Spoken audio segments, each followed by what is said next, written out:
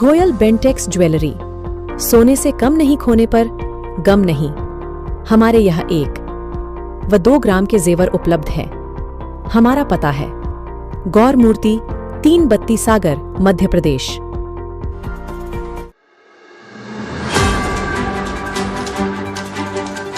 जो लोकेशन है वो शेयर होता है, जो कि ठीक नहीं है। हमारा भी होता है, डॉक्टर का भी लोकेशन शेयर होता है। तो उनकी जो निजी जिंदगी है उसके अंदर जो है दखलंदाजी होती है, जो प्राइवेसी कानून के बिल्कुल खिलाफ है और खुला उल्लंघन है, जिसको लेकर के भी हम लोग आवाज उठा रहे हैं। और डॉक्टर्स को भी हम लोग निवेदन कर रहे हैं कि आप इसको भी लेकर के साथ में हमारे साथ आइए, ताकि आपकी प्राइवेसी का उल्लंघन नहीं हो। हम लोग पिछला साल 20 नवंबर को हम लोगों ने जंतर मंतर के सामने धरना प्रदर्शन किया। पार्लियामेंट में भी हमारा इस चीज को रेज किया गया स्टैट्यूटरी वर्किंग रूल्स के लिए, और हम लोग 20 तारीख को हड़ताल भी की इसके लिए। तो हम सोच रहे हैं कि अगर सरकार ना मांगे, 24 में हमारे फिर से इलेक्शंस होगी, तो हम लोग भी मजदूर बस सोचेंगे किस तरह का सरकार रहनी चाहिए। क्योंकि अगर हमारे मजदूर हित के लिए और जनता के हित के लिए सरकार नहीं रहे, तो हमको भी सोचना पड़ेगा। मेडिकल रिप्रेजेंटेटिव को जो 1,10,000 के अगर गुना कीजिए उसका परिवार के लिए, उनका भी एक अच्छा वर्चस्व है।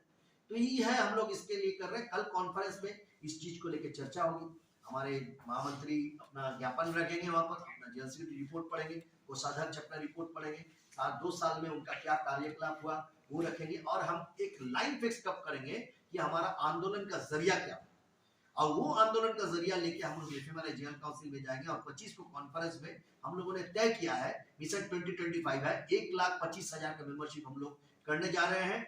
और डिजिटलाइजेशन के खिलाफ हम लोग अगेंस्ट नहीं है डिजिटलाइजेशन का, लेकिन डिजिटलाइजेशन जो यूनिलैटरल इंपैक्ट हो रहा है, आप अगर ऐप, आपको राइट टू प्राइवेसी में जो इंटर कर रहा है एम्प्लॉयर, आपको ट्रैकिंग किया जा रहा है, आपको कॉल टू कॉल रिपोर्ट बोला जा रहा है, आप डॉक्टर के बीच में जाके सेल्फी लेके भेजा जा रहा है, that's a unilateral work systems. ये जो अपने तरफ से काम कंपनियां जो तय कर रहे हैं कि हमारा कार्यकलाप क्या होगा, इसके लिए हम लोग विरोध करेंगे। आने वाला दिन में 1 दिन की हड़ताल की तो सांकेतिक हड़ताल थी, आने वाला दिन में हम लोग बंद भी डिक्लेयर करेंगे, जिसको लेकर सरल का आवाज उठाते हैं। साथ ही साथ हमारा जो यूनियन है, उनकी जो प्रॉब्लम्स है, मेडिकल रिप्रेजेंटेटिव को बहुत सारे कानूनी हक और हकूक हासिल है, लेकिन दवा कंपनियों में काम करने वाले मालिक जो है वो अपना तो जेब भर रहे हैं, करोड़ों का उनका टर्नओवर है, हजारों करोड़ों का, और उस टर्नओवर के बाद लेकिन जो उनका जो काम करने वाला, जो दवाइयों को स्थापित करने वाले लोग हैं वो हम हैं। अगर कंपनियां दवाइयों को इंट्रोड्यूस करती हैं तो मेडिकल रिप्रेजेंटेटिव जाकर के डॉक्टर्स को उन दवाइयों के बारे में उनका प्रचार करते हैं। उस प्रचार के तहत ही वो दवाइयां लिखी जाती है, और उस लिखने से ही उन कंपनियों की बिक्री और सेल बढ़ती है और मुनाफा बढ़ता है। लेकिन उन्हीं मेडिकल रिप्रेजेंटेटिव को, जो कंपनियों की पहचान है, जो घूम घूम करके अलग अलग मौसम में और इतनी कठिनाइयों के बाद में उस कंपनी के पदार्थों को, उस कंपनी के प्रोडक्ट्स को स्टैब्लिश करते हैं, उनके प्रति जो इस इंडस्ट्री का व्यवहार रहा है वो बहुत ही शत्रुतापूर्ण रहा है। उसी व्यवहार को हम उजागर करने के लिए प्रेस कॉन्फ्रेंस साथियों के ऊपर लगातार दबाव बनाए जा रहे हैं। उनको जो काम करने के लिए अलग अलग प्रकार से प्रताड़ित किया जा रहा है।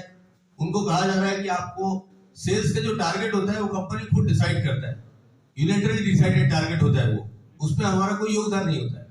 किसी भी प्रकार से दवाइयों का बिक्री बढ़ाइए, कैसे भी करके बढ़ाइए। दवाइयों की बिक्री 2-3 चीजों के ऊपर निर्भर करती है, जिसमें कि दवाइयों की उपलब्धता, जिसमें डॉक्टर के माध्यम से दवाई लिखा जाना, लिखने के बाद में उसको जो खरीदने वाले जो मरीज है उनकी पेइंग कैपेसिटी है, और भी कई तमाम चीजें हैं। उसके बाद में दवाइयों की सेल्स बिक्री होती है। लेकिन अगर किसी कंपनी की दवाइयों की बिक्री नहीं होती है तो सीधे वो मेडिकल रिप्रेजेंटेटिव को, सेल्स प्रमोशन एम्प्लॉय को जिम्मेदार ठहराते हैं, जो कि नैतिक रूप से भी सही नहीं है और टेक्निकल रूप से भी सही नहीं है और कानूनी रूप से भी सही नहीं है। सेल्स का लगातार दबाव इतना बढ़ाया जाता है मेडिकल रैप्स के ऊपर कि उनको गंभीर बीमारियां हो रही है, कोई स्ट्रेस हो रहा है, स्ट्रेस के कारण एंजाइटी हो रही है, हार्ट पेशेंट्स हो रहे हैं, उनकी मौतें हो रही है, और कई लोग जो है ट्रैवलिंग के दौरान इस तनाव के कारण दुर्घटनाग्रस्त हो रहे हैं, और दुर्घटनाग्रस्त होने से अपंग भी हो रहे हैं, उनकी मृत्यु भी हो रही है। और ये जो मेडिकल रिप्रेजेंटेटिव है जिनको ये परेशानियां होती है, कंपनियां उनकी कोई खैर खबर नहीं लेती। मेडिकल रिप्रेजेंटेटिव उनके लिए जो है कोई आड़बास का व्यक्ति नहीं होके सेल्स फिगर है।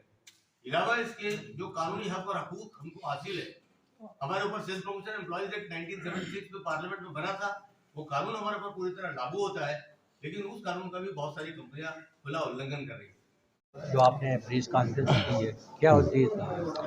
आज यहाँ पर मध्य प्रदेश से तकरीबन कई जिलों से मेडिकल सेल्स रिप्रेजेंटेटिव आना शुरू हुए हैं, क्योंकि कल से हमारे यहाँ पे 41वीं वार्षिक सम्मेलन, द्विवार्षिक सम्मेलन शुरू होने जा रहा है।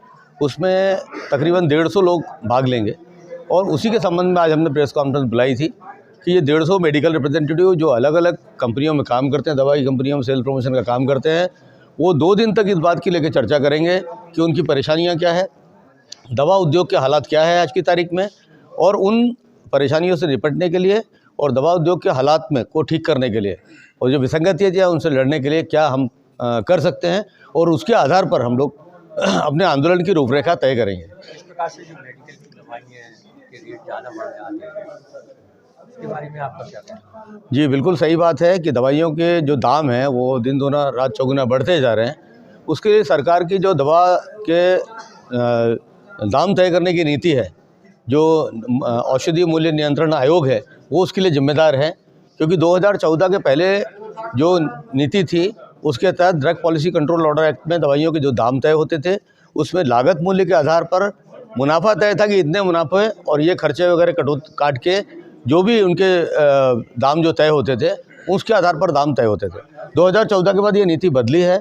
इस नीति को बदल करके उन्होंने जो चेंज किया उसमें अब जो दवाइयों के दाम हैं वो बाज़ार तय करता है। बाज़ार में उस ब्रांड की जितनी दवाइयाँ उपलब्ध है उनकी कीमत निकाल करके उनका एवरेज निकाल के दाम तय किया, इसलिए दवाइयों के दाम बढ़ रहे हैं। नकली दवा और असली दवा में उपभोक्ता के लिए कैसे पता लगेगा और आपका संघ इसमें क्या कदम उठाएगा? नकली दवाइयाँ और असली दवाइयों के बीच में कोई भी उपभोक्ता अपने लेवल पर पता कुछ नहीं कर पाता है, क्योंकि एक सामान्य व्यक्ति है।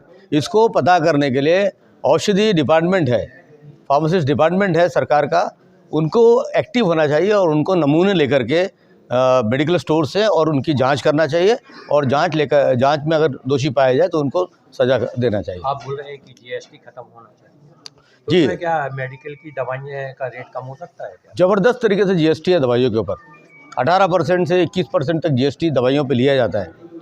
तो दवाइयों पे क्यों जीएसटी? अगर सरकार अगर कम दामों पे दवाई उपलब्ध कराना चाहती है तो जीएसटी क्यों उन पर लगाया जा रहा है, और भारी मात्रा में जीएसटी है। आप बोल रहे हैं कानून बनाना चाहिए, जो सरकार द्वारा कानून बनाया जा रहा है हम उसका विरोध करेंगे। जी यदि ऐसी रही तो हम सरकार का भी विरोध कर सकते हैं।